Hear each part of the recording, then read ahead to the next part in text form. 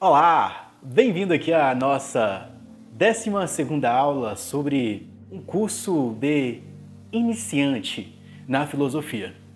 Bem, nós já passamos pela Grécia, Sócrates, Platão e Aristóteles. Chegamos no Império Macedônico com Alexandre o Grande, passamos um pouco pela filosofia sobre o Império Romano, entramos na filosofia cristã, abordamos sobre Jesus, Paulo, sobre o gnosticismo e também entramos na filosofia patrística.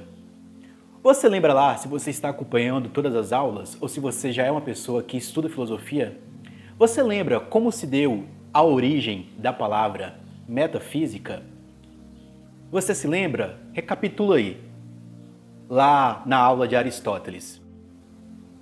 Pois é, se você está lembrando, dá uma pausada aí, eu vou me apresentar aqui. Olá, seja bem-vindo ao canal O Aprendiz de Filósofo. Eu sou o Josinácio, tudo bem com você? Espero que você esteja bem.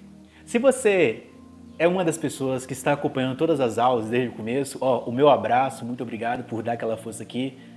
Se está gostando das aulas, quais as dificuldades, quais as perguntas que estão surgindo, comente aí abaixo. E como eu falei, você está lembrando como se deu a origem da palavra metafísica? Então vamos lá, vamos recapitular.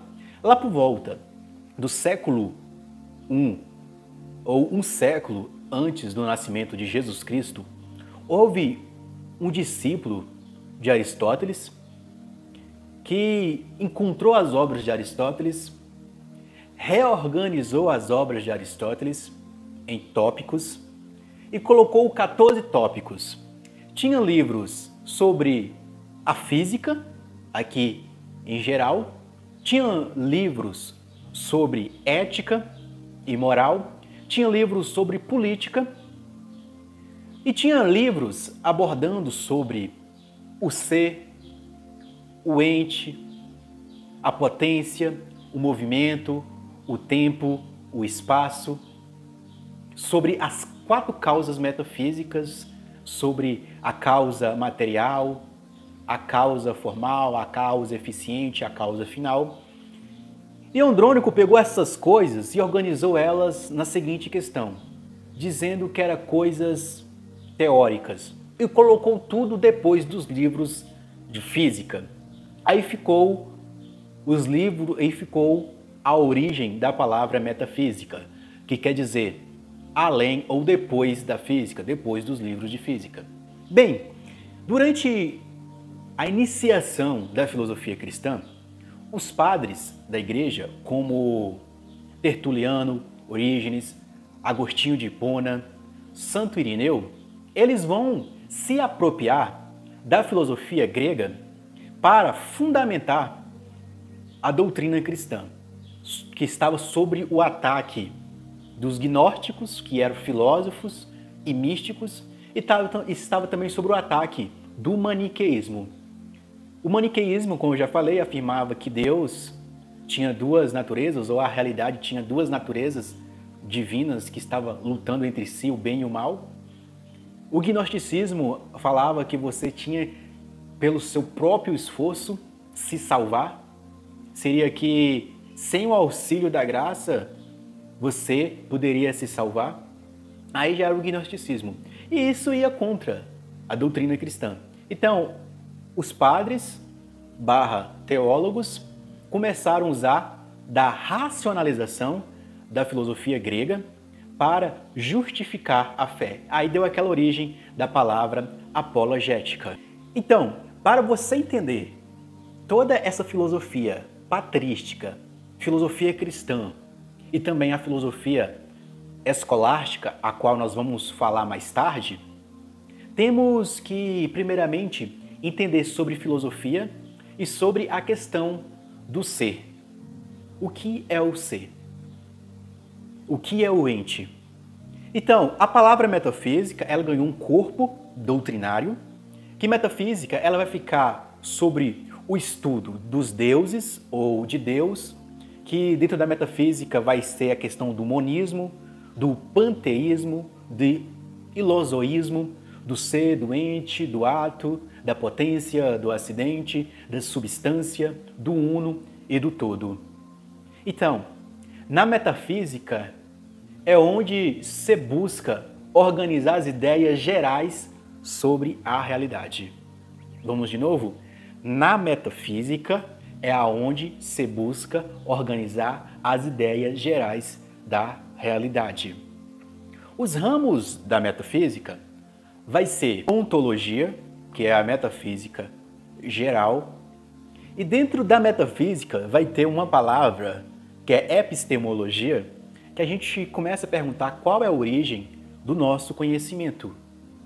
Para os padres da igreja, a origem do conhecimento estava na palavra de Deus, naquilo que foi revelado por Jesus e também pela toda a doutrina da Bíblia. Então, a origem do conhecimento está na Bíblia, o livro sagrado. Então, a metafísica ela se divide, de forma mais geral, em ontologia, em teologia, como eu já expliquei. Teologia não é simplesmente o estudo de Deus, mas também teologia quer dizer o estudo das ideias abstratas e intelectuais. E cosmologia, que também estuda a origem do universo, a matéria e a forma do universo. E também tem a psicologia, que vai estudar a questão da alma, da psique, da mente humana, que atrás da psicologia vai ter um estudo também sobre a ética e a moral, a forma como as pessoas elas vivem. Então, para entender toda essa doutrina escolástica e a patrística e a filosofia que se julga cristã, sem o auxílio da filosofia e sem o auxílio da metafísica, sem o auxílio dessas disciplinas, pouca coisa você consegue entender sobre esse debate intelectual e acadêmico que os primeiros filósofos estavam fazendo.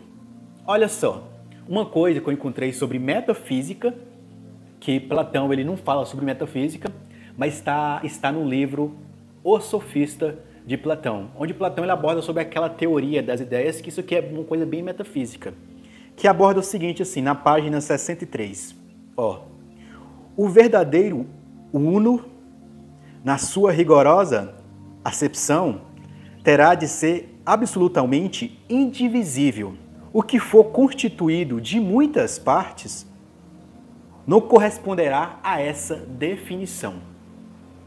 O verdadeiro uno, na sua mais rigorosa concepção, terá de ser indivisível. O que for constituído de muitas partes não corresponderá a esta definição. Então, olha só,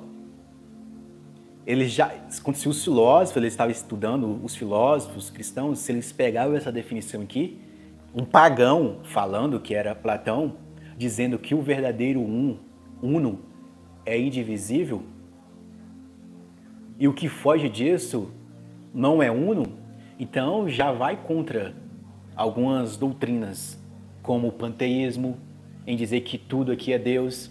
Então tudo aqui não é Deus, porque tudo que for Deus, Deus está dividido, fragmentado em nossa realidade.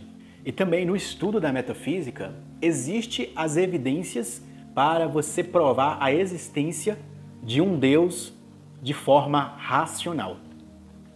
Petição de princípio, ou seja, eu existo. Para eu vir a essa existência, necessitou que existisse meu pai e minha mãe. Eu existo aqui, mas se não fosse meu pai e minha mãe, eu não existiria. Tá pegando essa visão?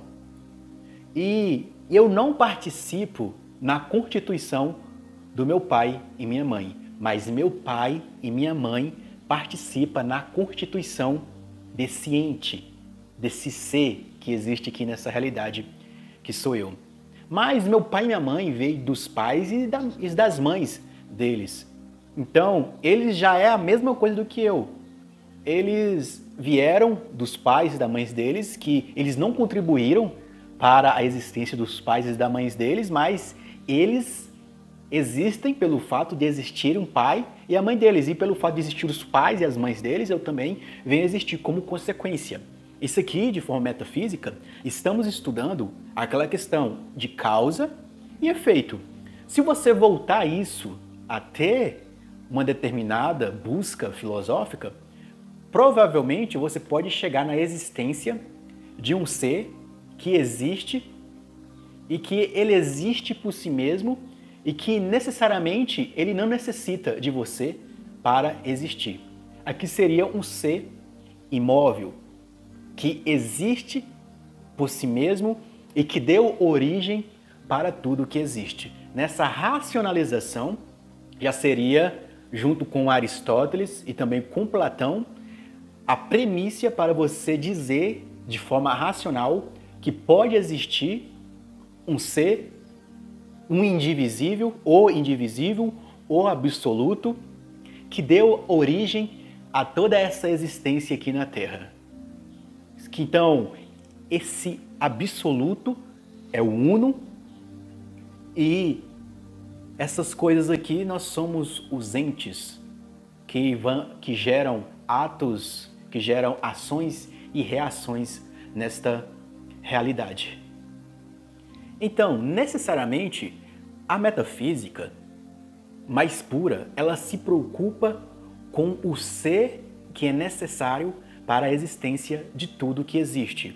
Dentro da teologia, vai dizer que é Deus.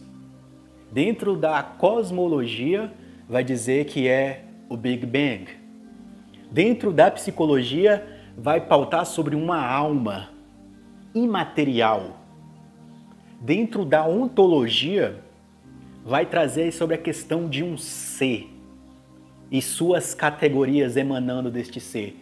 Se existe um ser, esse ser gera entes, esses entes têm uma substância, nessa substância se manifestam acidentes, desses acidentes eles se manifestam aqui nessa realidade através do movimento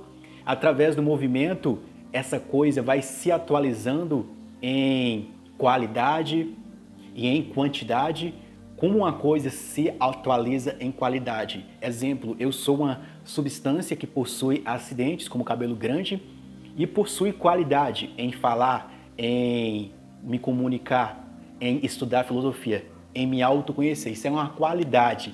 Aprendi inglês, aprendi a escrever, qualidade. Quantidade seria eu engordar, crescer. Existe um movimento aí para ganhar essas qualidades e essas quantidades. Mas também existe um movimento de mudança substancial, que seria o que era vivo vem a ser morto. O que era uno, essa substância que unifica cabelo grande, olho, boca, um dia ela se fragmenta. Então, de certa forma, eu sou um ser que passa um período do tempo uno, mas que se fragmenta com o tempo, quando vem a morte, o meu corpo é entregue aos vermes e etc. Mas, quando você faz metafísica, você busca uma essência ou uma substância que permeia toda a realidade. Muitas pessoas, como eu falei, vão dizer de forma ontológica, é o ser, ou é o nada, ou é o não ser. De forma teológica, vai dizer que é Deus e todas as ramificações religiosas sobre esse Deus, é panteísta, ou politeísta, ou monista, ou ilozoísta, percepção ilozoísta. Eu vou deixar essas conotações aí. E vai ter conotações também sobre, mais geral, sobre alma, dentro da psicologia. Espero que esse 12º vídeo aqui ajuda a você a compreender. E o próximo vídeo eu vou falar sobre lógica, que eu acho que é muito fundamental também para compreender um pouco da filosofia que vai ser produzida no futuro e também para entender a filosofia que foi produzida no passado, ok? Bons estudos para você e até o próximo vídeo. Fui!